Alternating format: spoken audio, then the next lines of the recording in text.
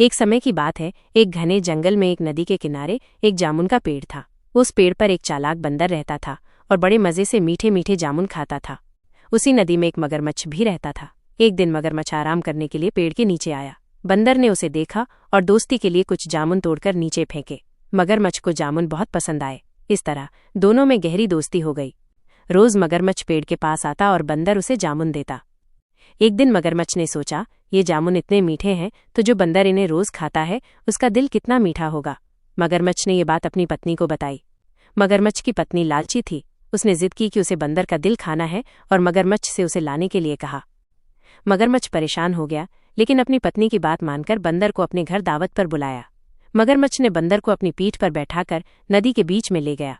जब वे बीच नदी में पहुंचे तो मगरमच्छ ने पूरी बात बंदर को बताई और कहा, मुझे माफ कर दो, मेरी पत्नी तुम्हारा दिल खाना चाहती है। बंदर बहुत चतुर था। उसने तुरंत एक तरकीब सोची और बोला, अरे दोस्त, तुमने पहले क्यों नहीं बताया?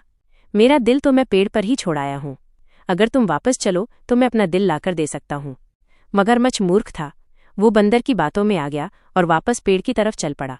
जैसे ही वे किनारे पर पहुंचे, बंदर फुर्ती से छलांग लगाकर पेड़ पर चढ़ गया। पेड़ पर चढ़कर उसने मगरमच्छ को कहा, अरे मूर्ख मगरमच्छ, क्या कोई अपना दिल शरीर से अलग रख सकता है? तुमने दोस्ती में धोखा दिया। अब मैं तुमसे कभी बात नहीं करूंगा। मगरमच्छ शर्मिंदा होकर वापस चला गया। इस कहानी से हमें दो सीख मिलती हैं। मुश्किल समय में हमें घबराना नहीं चाहिए, बल्कि अपनी बुद्धि का इस्तेमाल करना चाहिए। दोस्ती में कभी भी धोखा नहीं करना चाहिए।